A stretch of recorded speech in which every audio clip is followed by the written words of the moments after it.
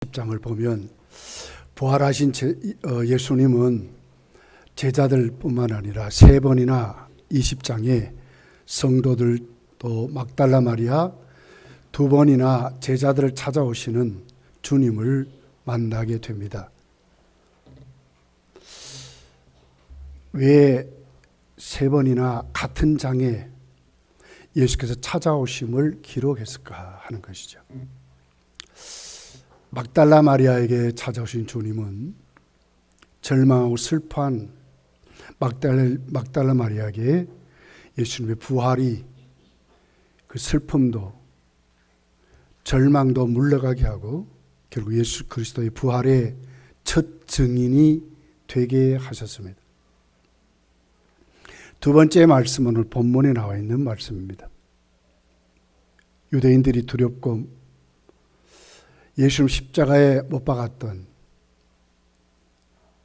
종교 지도자들, 예수님의 몰았던 많은 유대인들 때문에 두려워서 문들을 꼭꼭 잠가두고 거기에 예수님이 오셔서 제자들에게 자신을 보여주셨습니다.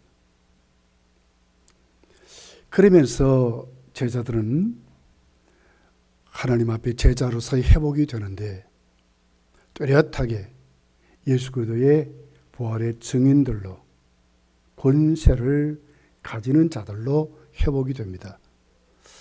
세 번째는 도마에게, 예수님의 부활을 의심하는 그에게 도마가 있을 때 제자들에게 다시 오셨습니다. 그리고는 도마를 하여금 믿는 자가 되라. 믿음의 확신을 불어넣어서 믿는 자로 예수의 부활의 증인으로 세워주는 장면이 오늘 20장에 3번이나 예수께서 제자들에게 보이셨다 하는 것으로 기록을 하고 있습니다. 각자의 목적이 달랐죠. 오늘 본문은 제자들에게 오셨을 때의 모습을 한번 집중적으로 생각해 보려고 합니다. 그 첫 번째가 예수님은 제자들에게 자신을 보여주시면서 평강을 주셨다는 거예요. 평강을 주셨다. 바로 그 평강이 사망 권세를 깨트리고 그 십자가의 대속이 그 제자들에게 이루어졌음을, 사망 권세를 이겼다고 하는 것으로 평강을 주시는 예수님을 만나게 됩니다. 19절에 이렇게 기록합니다. 이날 곧 안식 후 첫날 저녁 때에 제자들이 유대인들을 두려워하여 모인 곳에 문들을 닫았더니 예수께서 오사 가운데 서서 이르시되 너희에게 평강이 있을지어다. 이날 곧 안식 후 첫날, 어떤 날입니까? 십자가에 예수님이 달려 죽으시고 난 다음에 당신이 예언했듯이 3일 후에 부활하신 그날, 요한계시록 1장 10절에 가서 보면 주의 날 그랬어요. 주의 날. 초대교회 성도들은 바로 예수 그리스도 부활하신 이 날을 기념해서 하나님께 예배드린 날로 그들이 지키고 하나님을 만나고 구체적으로 우리는 죄사함을 받았다. 우리는 사망 권세를 이긴 주님을 모신 자들이다. 그리스도인의 삶을 살아갔던 것입니다. 그래서 우리는 불신자들이 말하는 일요일이 아니라 주의 날로, 주님의 날이라. 그래서 주일 그렇게 우리가 말씀하고 있습니다. 우리는 주일을 지키는 자들입니다. 그렇게 해서 그 주일에 우리는 마음껏 하나님을 경배하면서 나의 신앙을 다시 고백하고 나는 예수님으로 죄사함을 받았습니다. 나는 예수님 때문에 나도 부활할 것입니다. 영원히 사는 산 소망이 있습니다 하는 고백으로 주일을 지키는 것입니다. 우리가 주일을 온전히 성수하자 그러죠? 그렇습니다. 왜 성수해야 됩니까? 예수님 바로 이날 새벽부터 시작을 하셨어요. 주님의 부활이 언제 부활했으면 새벽에 부활했습니다.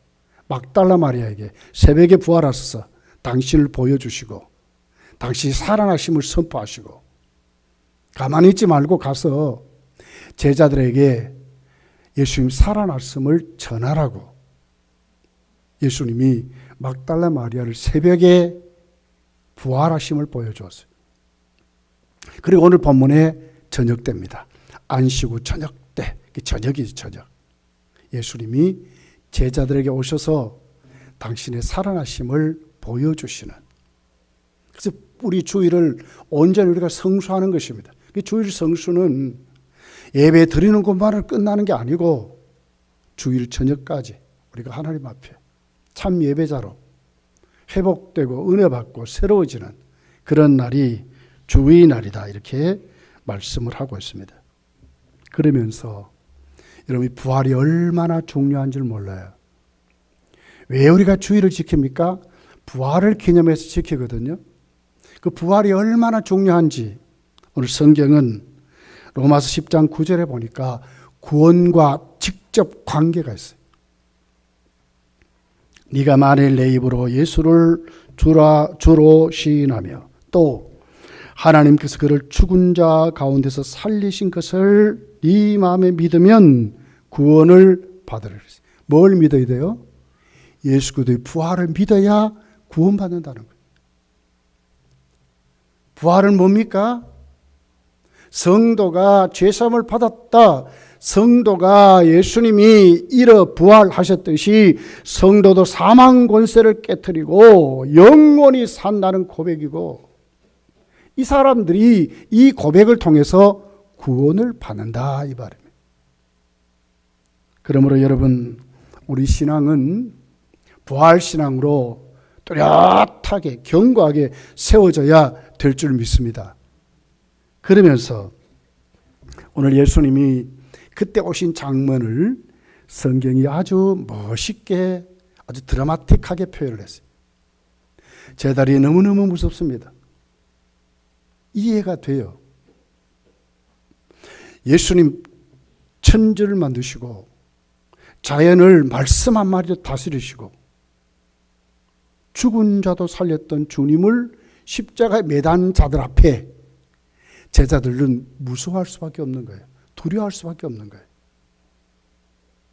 예수님을 그렇게 했듯이 제자들도 그렇게 당할까 봐 두렵죠. 그러니까 제자들이 대문뿐만 아니라 보이는 문마다 철저히 걸어 잠근 것입니다. 창문까지 다 닫아서 걸어 잠근 것입니다. 그런데 오늘 성경에 어떻게 얘기합니까? 예수님이 쑥 대문도 또 출입문도 방문도 창문도 상관없이 주님이 쑥 들어오셨어요. 이건 우리에게 뭘 얘기할까요? 예수님이 부활하셔서 성도들에게 오심은 부활신앙을 갖게 하는 것은 우리에게는 어떤 것도 막을 수 없다 그 말입니다. 우리 영적인 것, 사단의 수도 없는 방해 공작들, 내 육신에 약하여 수도 없이 밀려오는 사망 권세들, 이 진리병의 권세들, 죄로 인해서 우리가 받아야 되는 수많은 환경적인 어려움들 상관없다 그 말이에요. 주님이 오늘 내게 오시는 것은 부활의 생명을 가지고 오늘 또 나에게 오시는 것은 전혀 아무것도 막을 수 없다. 방해할 수 없다 하는 것을 우리에게 오늘 성경이 말씀을 하고 있습니다. 사랑하는 성도들이요, 우리도 때로는 아주 중한 병이 걸리고 때로는 수도 없는 환경적인 어려움도 당하고 실패도 합니다. 그러면 가족도 외면할 수 있어요. 처절한 절망 속에 살아갈 수밖에 없는 그런 위기가 우리에게 온다 할지라도 찾아오신 주님, 그것이 방해가 될 수 없다고 하는 것입니다. 예수님이 제자들에게 오셨습니다. 그러면 제자들이 믿음이 회복된 다음에 왔습니까? 지금까지 유대인들을 두려워했던 그 두려움이 다 벗어진 다음에 주님이 오신 게 아니에요.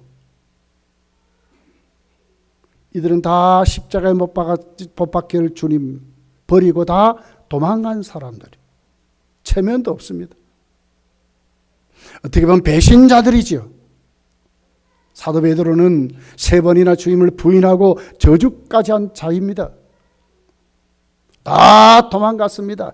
그런 그들 앞에 주님이 그래 이제는 내가 보니까 합격했다 이래서 온 게 아니라 그 말이죠. 내 가족도 몰라주고 내 어려운 환경이 나를 넘어뜨린다 할지라도 이것 때문에 주님이 나를 세우는 일에 전혀 그것이 방해할 수 없다는 거예요. 아무것도 아니다 그 말이에요.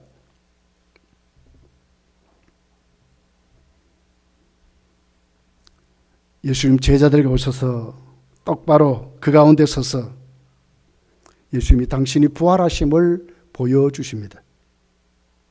그러면서 그들 가운데 예수님은 이렇게 말씀하죠. 너에게 평강이 있을지어다. 평강이 있을지어다.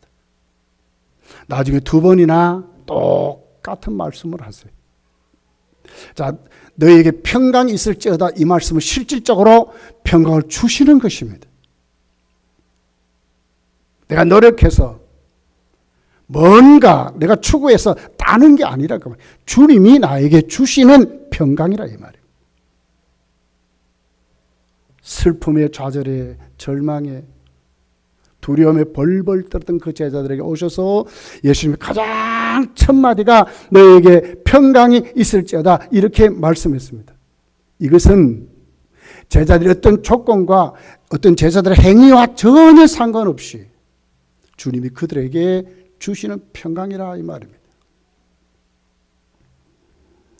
요한복음 14장 27절에 보면 세상의 어떤 평강과 다른 평강이라 그랬어요. 평안을 너희에게 끼쳐노니 곧 나의 평안을 너희에게 주노라. 내가 너희에게 주는 것은 세상이 주는 것과 같지 아니하니리. 너희는 마음에 근심하지도 말고 두려워하지도 말라. 왜 두려워하지 말아야 합니까? 환경 때문에, 내 몸의 어려움 때문에, 내 주의 여건 때문에, 내 생각 때문에, 내 영적인 갈등 때문에 두려워할 필요 없다 그 말 아닙니까? 왜 그렇습니까? 세상 사람들은 그것 때문에 두려워하고 넘어져야 하고 절망하지만 주님이 주시는 평강 세상과 다른 평강이기 때문에 그렇습니다. 주님 주시는 평강은 다르다 그 말입니다. 로마서 5장 1절에 보니까 이렇게 기록합니다. 그러므로 우리가 믿음으로 의롭다 하심을 받았으니 우리 주 예수 그리스도로 말미암아 하나님과 화평을 누리자 그랬어요. 주님 주신 평강은 뭡니까? 하나님과 화평을 누리는 평강입니다. 시시하지 않습니다. 오늘은 좋고 내일은 나쁘고 이런 게 아닙니다. 근원적인 평강입니다. 진짜 주님 주신 평강을 가지는 것입니다. 이것이 하나님과 먼저 화해한 평강입니다. 하나된 평강입니다. 우리는 하나님과 원수된 자들입니다. 그런데 예수께서 오늘 우리에게 주시는 평강은 하나님과 화해한 평강입니다. 왜 그렇습니까? 십자가 위에서 예수님은 다 이루었다 그랬어요. 주님은 이미 부활하신 것은 무엇을 말합니까? 십자가에서 우리를 위해서 예수님은 대속했다는 것을 전제하는 말씀입니다. 예수님은 십자가 위에서 자신을 이미 6월절 어린 양으로 죄값으로 하나님께 드려서 하나님 그 죄값을 받으시고 만족하셨다 이 말이에요. 해결받았다 그 말이에요. 세상에 어떤 평강이 이런 평강이 있습니까? 오늘은 좋았습니다. 근데 내일은 보니까 원수 맺읍니다. 오늘은 친구인데 내일은 원수가 됩니다. 오늘은 국가적으로 우방인데 내일은 원수 국가가 됩니다. 이 세상입니다. 세상. 그러나 주님이 우리에게 주신 평강 이런 평강이 아니라 그 말입니다. 십자가에서 하나님을 만족해 하심으로 저주받고 하나님께 원수되었던 그 죄값 때문에 영원한 형벌로 이 세상에 고생하다가 고민하다가 겨우 뭔가 얻으면 조금 해하다가 다 지옥 갈 인생을 예수님이 십자가에서 갚아 버렸다 그 말이에요. 하나님이 그래 할 정도로, 이제 됐다 할 정도로 너희가 믿었으면, 자, 너희가 믿었잖아 그 말이에요. 부활은 이런 것입니다.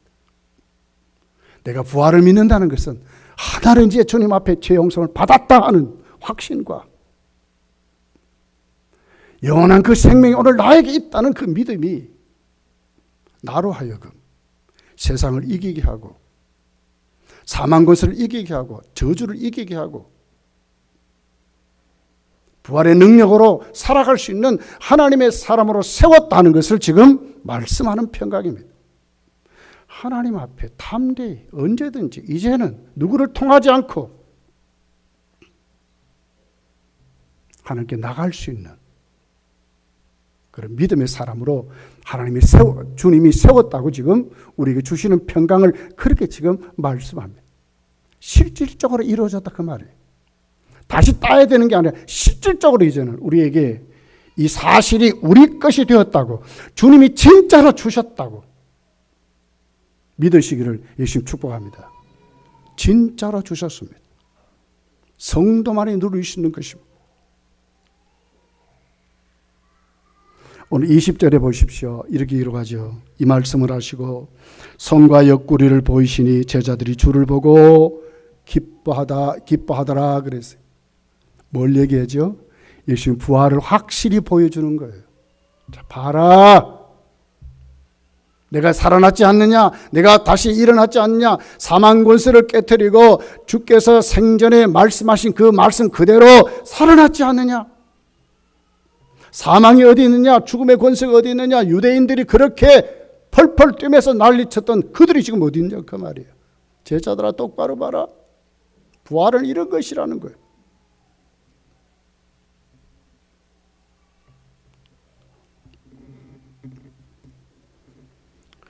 (20절) 후반절에 보면 제자들은 예수님을 보는 것으로 끝나지 않고 주님의 음성을 듣습니다. 음성을 듣습니다. 그리고 그들의 삶이, 그들의 모습이 변화됩니다. 언제 두려운 날 정도로 주님 보고 기뻐하더라 그랬습니다. 부활신앙은 이런 것입니다. 주님을 보고 기뻐하며 사는 것입니다. 천국을 가지고 사는 것입니다. 세상 근심 덩어리입니다. 두려움 덩어리입니다. 누가 봐도 오늘날 금방 뭔가 일어날 것 같아요. 여러분 뉴스를 한번 들어보십시오. 온갖 싸움과 다툼이 넘쳐요. 세상에 좋은 일 뉴스 나오는 것보다 훨씬 부정적인 것이 훨씬 많습니다. 이게 세상인데 제자들이 예수님 본 다음에 부활을 믿고 난 다음에 그들이 그것이 어디 있느냐 온데 관계없이 그들의 삶과 그들의 모습은 기쁨으로 세워졌다. 이렇게 지금 성경이 기록하는 것입니다. 여러분 우리 속에 차고 넘치는 불안들, 두려움들 어떻게 우리가 이깁니까? 여러분 예수님의 부활을 확실히 믿으시기를 예수님 축복합니다. 오늘 나에게 그 주님이 평강을 주셨다는 것을 믿으시기를 예수님 축복합니다. 두 번째로 보면 주님은 제자들에게 오셔서 사명을 주시고 보내시는 예수님을 보게 됩니다. 21절이죠. 예수께서도 이르시되 너희에게 평강이 있을지어다. 아버지께서 나를 보내신 것 같이 나도 너희를 보내는 두 번째 평강이 있어. 같은 장소에서 한 번 하시면 되는데 왜 두 번이나 평강이 있을지어다 했는가 하는 거예요. 왜 그랬겠습니까?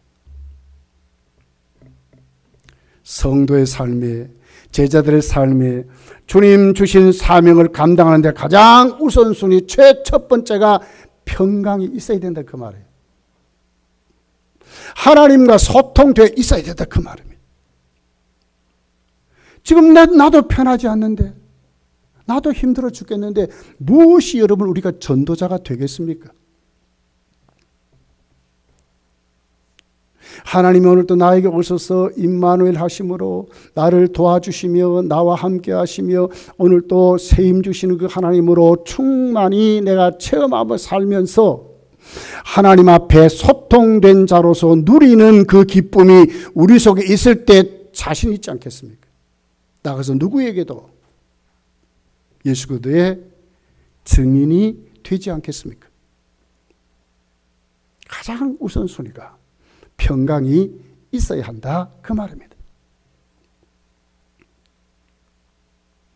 요한복음 16장 33절에 보면 이렇게 기록합니다. 이것을 너에게 이르는 것은 너희로 내 안에서 평안을 누리게 하려 함이라. 세상에서는 너희가 환난을 당하나 담대하라. 내가 세상을 이겼노라. 내가 세상을 이겼노라.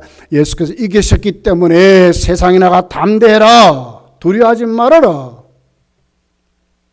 평강을 가져라. 이렇게 말씀을 하고 있습니다. 여러분의 삶에 주님 주시는 평강이 넘치기를 다시 한 번 더 예수를 축복합니다. 고린도후서 5장 18절에 보면 그 근거에 그 평강의 근거를 이렇게 말씀했어요. 모든 것이 하나님께로부터 났으며 그랬어요. 이게 뭔 얘기죠? 은혜를 말하는 거예요. 성도가 실수할 수 있습니다. 때로는 하나님의 말씀보다도 앞서 갈 수도 있습니다. 때로는 잘못해서 얻어맞아서 실패할 수도 있습니다. 근데 이 행위와 상관없다 그 말이에요. 그것 때문에 쭈뼛쭈뼛하고 나 같은 것이 뭘 하겠는가? 하나님 나를 혼내주는 것밖에 없다. 이런 게 아니라 그 말입니다.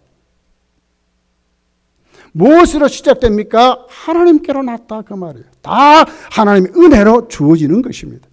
여전히 제자들은요 전혀 달라진 것이 하나도 없어요. 막달라 마리 여인들이 와서 전하죠. 우리 예수님 봤다. 예수님 살아나셨다. 예수님 우리에게 가서 당신들에게 말하라고 그러더라. 그래서 와서 막달라 마리 여인들이 전하잖아요. 예수님이 살아나셨다. 근데 제자들이 믿습니까? 이럴 때에 주님이 오신 거예요. 이럴 때 오셔서 너희에게 평강이 있을지어다 하신 것입니다. 다시 한 번 더 예수님이 그들에게 다시 평강이 있을지어다 하시면서 하신 그 이유는 뭘요? 내가 부활했던 것을 너희를 똑바로 보라 그 말이에요. 그리고는 보내시기 전에 제자로서 회복시켜서 보내시기 전에 예수님 그들의 진짜 있어야 될 것은 너희가 진짜 하나님께 평강을 가져야 한다고. 하나님의 임마누엘을 체험하며 살아가라고 이렇게 지금 말씀을 하고 있는 것입니다. 그러면서 고린도후서 5장 18절 하반절부터 보면 그가 그리스도로 말미암아 우리를 자기와 화목하게 하시고 또 우리에게 화목하게 하는 직분을 주셨다 그랬어요. 화목하게 하는 직분을 주셨다. 제자들의 사명입니다. 오늘 우리에게 주신 사명입니다. 내가 정말 부활을 믿는다면 가장 첫 번째가 평강을 가져야 한다. 두 번째가 그렇기 때문에 이것이 어떤 내 행위와 관계없이 하나님 오늘 나에게 주신 그 평강을 가지고 뭘 해야 되느냐? 화목케 하는 직분을 감당해야 한다고 이렇게 지금 말씀하는 것입니다. 우리는 대개 그러지요. 나에게 있는 모든 것 내려놓고 남과 자꾸 비교해요. 아, 저 사람이 나보다 낫는데 못하는데. 그것 때문에 하니 못하니 이러고도 있어요. 그런 내용이 아니라 그 말이에요. 다 하나님이 우리를 택하고 다 하나님이 우리에게 평강을 주시고 다 하나님이 우리에게 부활의 소망을 주셔서 하나님과 소통된 자로 만드는 것은 어떤 내 행위가 아니고 내가 잘해서가 아니라 하나님 나에게 주신 그 은혜로 오늘 또 나를 그렇게 세워서 주셨기 때문에 하나님 앞에 뭘 받았습니까? 세상을 향하여 거룩한 직분을 받은 겁니다. 화평케 하는 직분을 받았다고 말씀하는 것입니다. 고린도후서 5장 20절에 보면 한 걸음 더 나가서 이렇게 말씀해요. 그러므로 우리가 그리스도를 대신하여 사신이 되셨대. 그리스도의 대사가 됐다 그 말입니다. 대사는 무슨 역할을 합니까?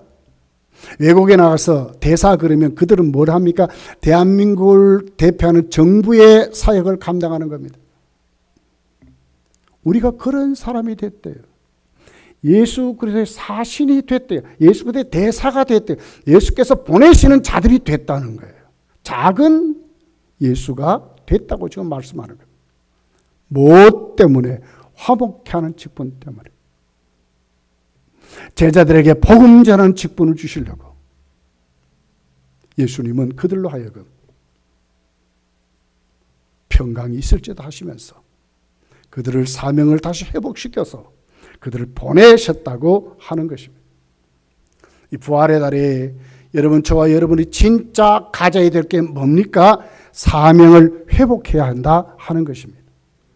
다시 한 번 더 열심으로 화목한 직분을 붙잡고 주님 보내심에 순종하는 자들이 돼야 한다. 왜? 부활을 믿기 때문에.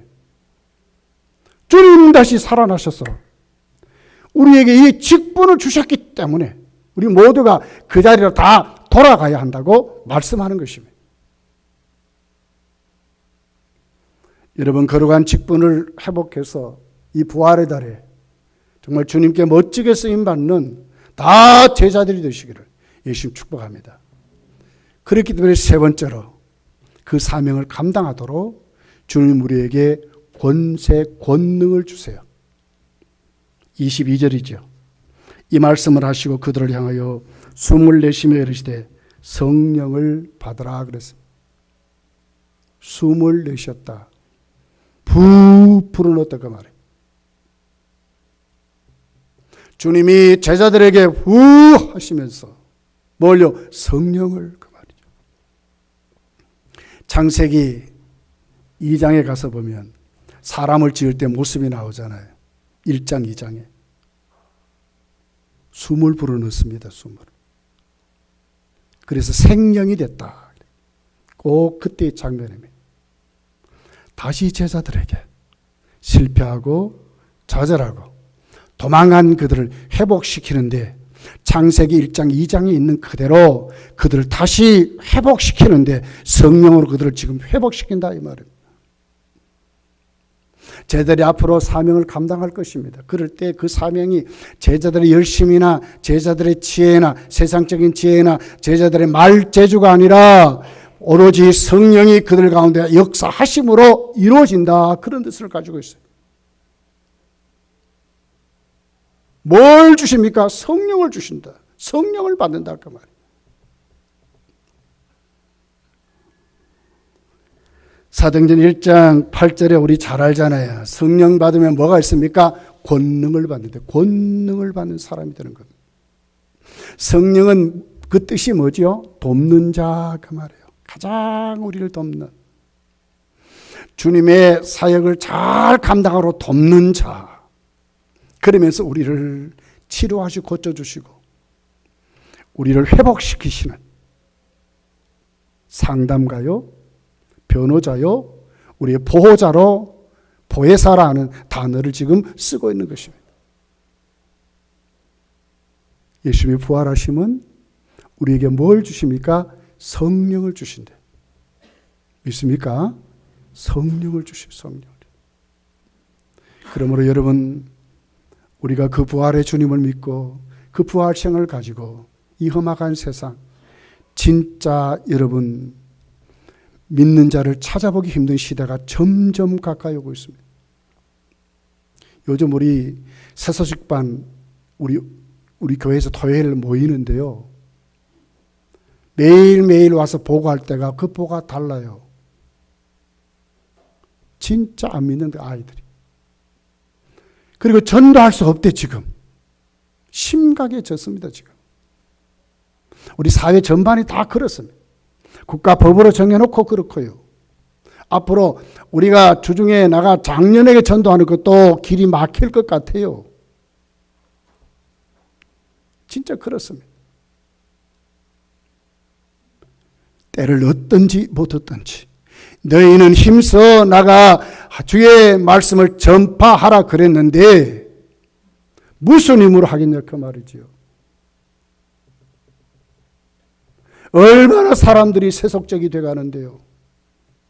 얼마나 사람들이 자기 중심적으로 돼가는데요. 자기밖에 몰라요. 그런 그들에게 예수님을 소개하는 것이 쉽습니까?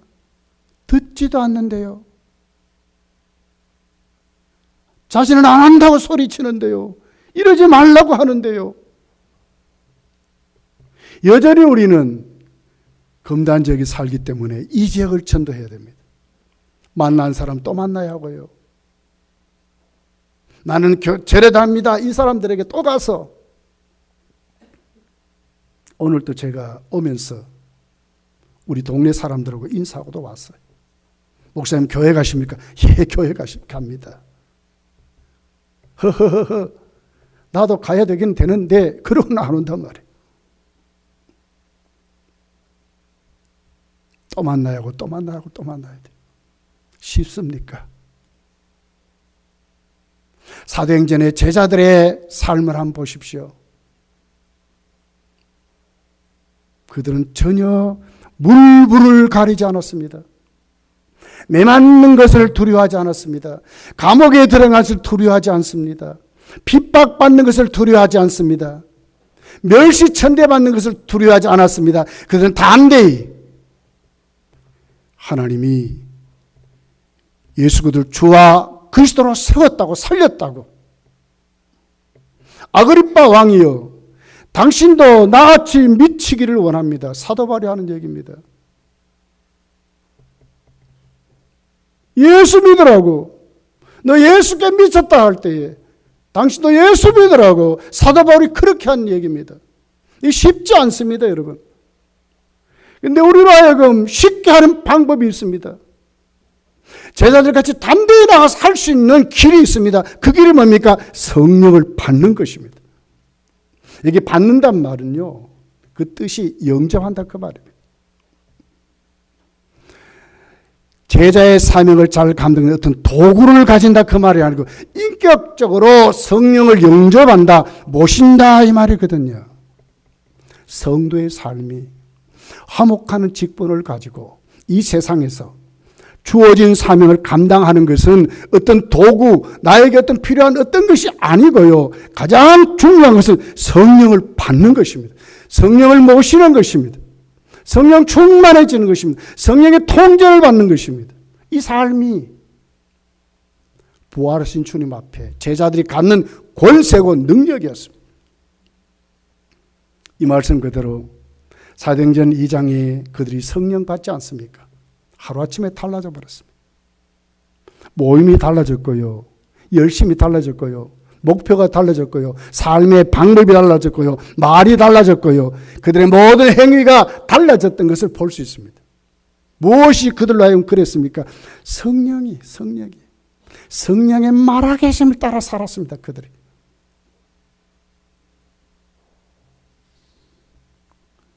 여러분 23절에 보면 두 번째 권세가 있습니다. 뭡니까?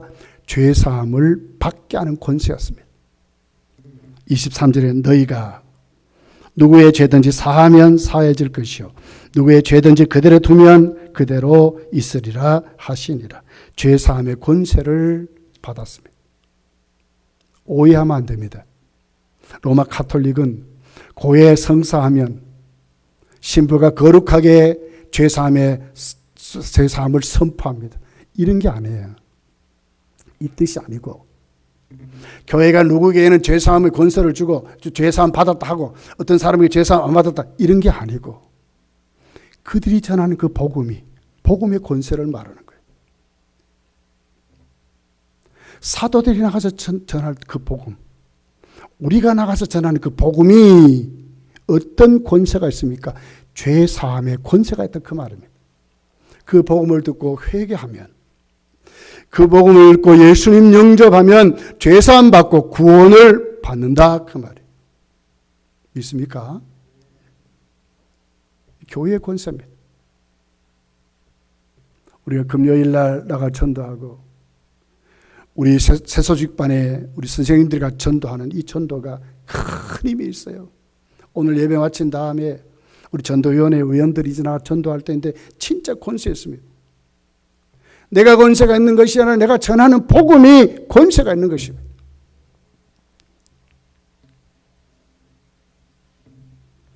말씀을 맺어볼게요. 여러분, 예수님은 제자들에게 오셔서 2번이나 평강이 있을지어다 말씀하셨습니다. 이 평강은 진짜 평강을 주신 것입니다. 믿어야 될 줄 믿습니다.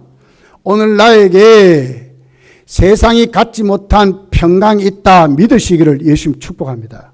믿으셔야 돼요. 다 해결받았어요. 이미. 그 삶을 사셔야 되죠. 나를 두렵게 하고 나를 떨게 만들고 나를 실패하고 나를 좌절케 하는 어떤 것도 주님 주시는 평강을 막을 수 없다 그 말이에요. 믿습니까? 이미 우리에게 무엇이 근거예요? 주님이 부활하셨기 때문에 사망 권세를 이겼다니까요. 죄로 인해서 주어지는 수많은 사망 권세가 이제는 우리 것이 아니라 그 말이에요. 구원의 확신을 가지고 견고해서 똑바로 서고, 그리고 나가서 주님이 당신의 부활을 보여주면서 주님이 제자들을 보내시듯이 우리도 제자로 보냄을 받고 한 주간을 또 살아야 한다는 감격스러운 사명을 가지고 살아야 한다 그 말입니다. 그게 무엇이 우리로 하여금 그렇게 살게 합니까? 성령으로. 성령을 환영하고 성령을 모시고 성령의 통치를 따라 성령의 임마누엘 심을 통해서 성령의 나타나심을 통해서 내가 살면 누구도 비교할 수 없는 평강 가운데 주님의 아름다운 사신들이 되어서 거룩해 하는 하나님과 우리 사이에 화목해 하는 직분을 잘 감당하는 누구보다도 기쁨으로 살게 될 것입니다. 한 주간 이 믿음 가지고 꼭 승리하며 살아가시기를 예수님 축복합니다. 기도합니다.